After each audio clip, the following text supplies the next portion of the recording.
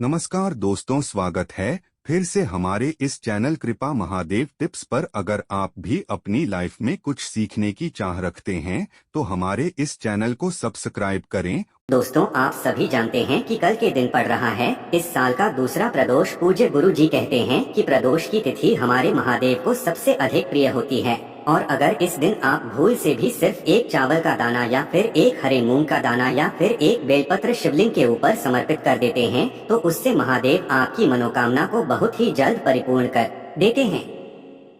आपके घर भंडार भर जाते हैं। माता लक्ष्मी की अनन्य कृपा आपके ऊपर होती है। आपका दुर्भाग्य समाप्त होता है। घर में चल रही सभी समस्याओं का अंत होता है। रुपए पैसों की बढ़ोतरी होती है और आपका भी मान सम्मान होता है। पूज्य गुरु जी ने कहा कि इस दिन आपको सिर्फ एक सामग्री शिवलिंग के ऊपर जरूर समर्पित करना चाहिए। तो चलिए जानते हैं इस विशेष उपाय के बारे में, लेकिन उससे पहले एक प्रार्थना। अगर आप चैनल पर नए हैं तो कृपया चैनल को सब्सक्राइब अवश्य। आज का ये वीडियो हम सभी के लिए बहुत ही खास होने वाला है, क्योंकि इस प्रदोष की तिथि में पूज्य गुरु जी द्वारा बताए गए 3 बहुत ही खास उपाय आज आपको बताए जाएंगे। ये उपाय आपकी मनोकामना को परिपूर्ण करेंगे, धन धान्य को बढ़ाएंगे, आपके संकट समस्याओं विघ्नों को समाप्त करेंगे, तथा अगर किसी भी प्रकार की नौकरी में या फिर व्यापार में समस्या चल रही है तो वो भी महादेव की कृपा से बहुत ही जल्दी समाप्त हो। इसलिए इस वीडियो में जो भी उपाय बताए जाएं उनमें से कोई एक उपाय आपको जरूर कर लेना चाहिए। तो चलिए जानते हैं पूज्य गुरु जी द्वारा बताए गए सबसे पहले उपाय के बारे में। इस उपाय के लिए आपको 1 लोटा जल ले लेना है। तांबे के पात्र में आपको जल ले लेना है। इसी के साथ आपको ले लेना है सिर्फ एक चावल का दाना।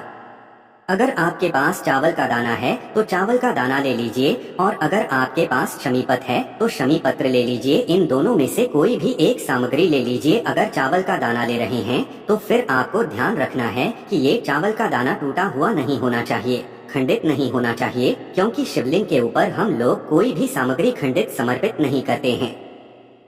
फिर इसी के साथ आपको ले लेना है एक हरे मूंग का दाना।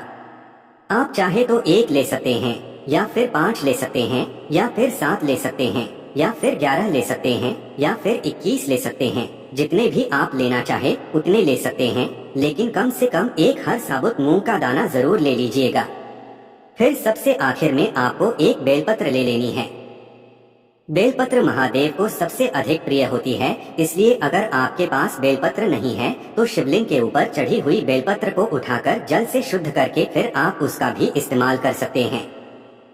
बस आपको ध्यान रखना है कि ये बेलपत्र कहीं से भी कटी हुई नहीं होनी चाहिए। अब ये सारी सामग्री लेकर आपको पहुंच जाना है शिवालय। इस उपाय को अगर आप प्रदोष काल में करेंगे तो आप सर्वश्रेष्ठ होगा, क्योंकि आप जानते हैं कि प्रदोष के दिन प्रदोष काल में साक्षात महादेव शिवलिंग में विराजमान होते हैं। तो अगर आप प्रदोष काल में करेंगे तो आपके लिए सबसे उत्तम होगा। अब बहुत से शिवालय ऐसे होते हैं जिनमें प्रदोष काल के समय जल समर्पित करने नहीं दिया जाता है, तो फिर वे लोग पूरे दिन में किसी भी समय कर सकते हैं। शिवालय पहुंचने के बाद आप सबसे पहले दक्षिण दिशा में बैठ जाइएगा और उत्तर दिशा की तरफ अपना फेस कर लीजिएगा।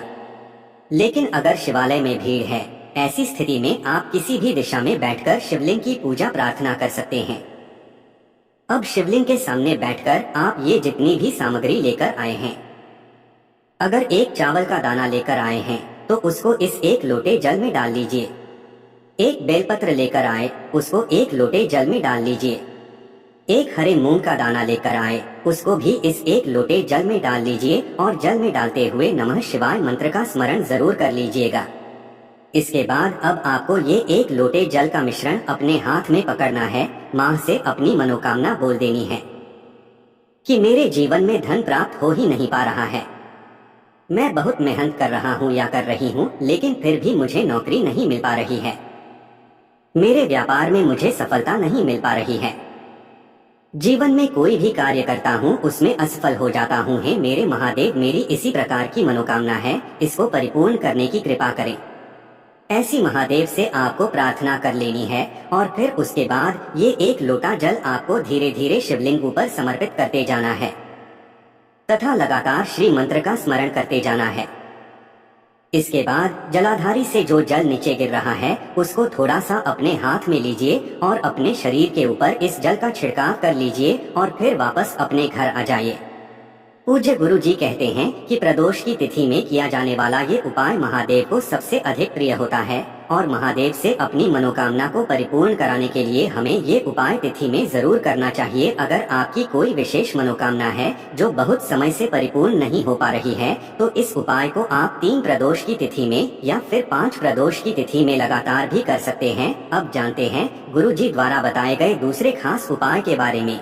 ये उपाय भी आपके जीवन में धन धान्य की प्राप्ति कराने के लिए है और मनोकामना को परिपूर्ण करने के लिए है। इस उपाय के लिए आपको एक बेलपत्र ले लेनी है और थोड़ा सा चंदन ले लेना है। लाल चंदन है तो लाल चंदन ले लीजिए और पीला चंदन है तो पीला चंदन ले लीजिए। लाल चंदन है या पीला चंदन है, जो भी चंदन है उसमें थोड़ा सा जल मिलाइए, इसको एक लेप की तरह तैयार करिए और फिर ये दोनों सामग्री लेकर आपको शिवालय पहुँच जाना है। ये उपाय भी आपकी मनोकामना को परिपूर्ण करने के लिए ही है। अगर आप पहला उपाय नहीं कर पाते हैं तो फिर आप दूसरे उपाय को कर सकते हैं। अब ये दोनों सामग्री लेकर आप शिवालय पहुंच गए। अब बेलपत्र की जो नीचे वाली डंडी होती है उसको तोड़कर आप निकाल लेंगे। उसको आप अपने हाथ से तोड़ लीजिए और निकाल लीजिए और इस डंडी से आपको बेलपत्र की तीनों पत्तियों में बेलपत्र की जो 3 पत्तियां होती है उन तीनों पत्तियों के चिकनी साइड में आपको 108 बिंदी रख देनी है। ये जो डंडी आपने बेलपत्र से निकाली है इसको चंदन में डुबोइए, मंत्र का स्मरण करिए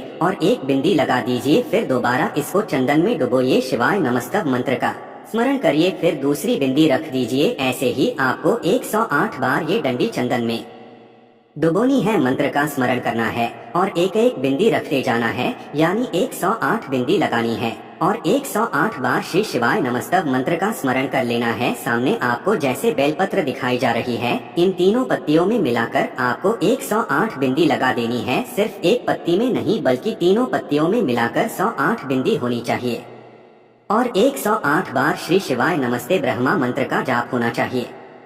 इसके बाद इस बेलपत्र को पकड़िए। इस बेलपत्र को उस स्थान से पकड़िएगा जहां पर ये तीनों पत्तियां आपस में जुड़ी रहती हैं। तीनों पत्तियों की जो डंडी होती है उस डंडी पर इस बेलपत्र को पकड़िएगा और महादेव से प्रार्थना करते हुए इसको सबसे पहले आप माता अशोक सुंदरी वाले स्थान पर टच कराइएगा, यानी स्पर्श कराइएगा। उसके बाद माता पार्वती का जो हस्तकमल होता है वहां पर टच कराइएगा, यानी स्पर्श से कराएगा और फिर सबसे आखिर में आपको ये बेलपत्र शिवलिंग के ऊपर समर्पित कर देनी है। इसके बाद अगर आप 1 लोटा जल समर्पित करना चाहते हैं तो उसको भी समर्पित कर सकते हैं, लेकिन ध्यान रखिएगा कि बेलपत्र की जो चिकनी साइड होगी वो नीचे की तरफ ही रहेगी और बेलपत्र की जो डंडी वाला हिस्सा होता है वो जलाधारी की तरफ रहता है। सामने जैसे आपको बेलपत्र दिखाई जा रही है ठीक ऐसे ही समर्पित कर देना है, अपनी मनोकामना बोल देनी है और फिर के बाद वापस अपने घर आ जाना है। पूज्य गुरु जी कहते हैं कि जो भी व्यक्ति प्रदोष की विशेष तिथि में इस उपाय को कर लेता है उसकी मनोकामना महादेव अवश्य ही परिपूर्ण कर देते हैं। तो दोस्तों इस उपाय को भी अगर आप करना चाहें तो कर सकते हैं। अब जानते हैं गुरुजी द्वारा बताए गए सबसे आखिरी उपाय के बारे में। ये उपाय भी आपके संकटों को समाप्त करने के लिए है, परेशानी को दूर करने के लिए है। इस उपाय के लिए आपको 1 लोटा जल ले लेना है। तांबे के पात्र में जल ले लेना है और इसी के आपको थोड़ा सा घी ले लेना है। शुद्ध देसी घी आपको ले लेना है। आप सिर्फ ये 2 सामग्री लेकर आपको शिवालय पहुंच जाना है। ये उपाय भी आप पूरे दिन में किसी भी समय कर सकते हैं। शिवालय पहुंचने के बाद आप जो 1 लोटा जल लेकर गए हैं उसको धीरे धीरे शिवलिंग के ऊपर समर्पित करते जाइए और लगातार श्री शिवाय नमः शुभम मंत्र का स्मरण करते जाइए। इसके बाद आप जो घी लेकर गए हैं उस घी को अपनी अनामिका उंगली में लगाइए और माता अशोक सुंदरी वाले इस घी से लेपन कर दीजिए, यानी इस घी को आप माता अशोक सुंदरी वाले स्थान में अच्छे से लगा दीजिए। घी लगाते हुए आपको श्री मंत्र का स्मरण करना है और अपनी समस्या को, अपनी परेशानी को दूर करने की महादेव से प्रार्थना कर लेनी है। फिर इसके बाद आपको वापस ऐसे ही आ जाना है।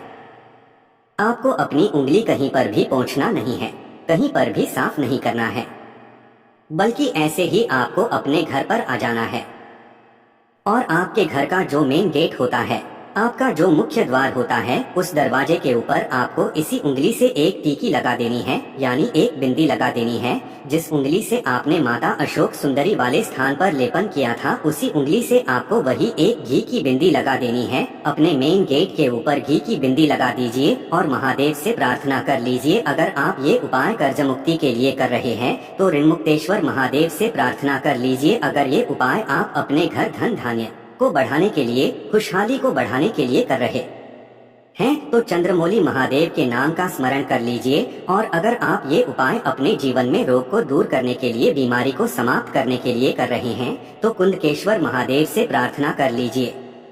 पूज्य गुरु जी कहते हैं कि ये उपाय भी आपको इन सारी समस्याओं से बाहर निकालकर सुख, समृद्धि तथा वैभव की प्राप्ति करवाता है।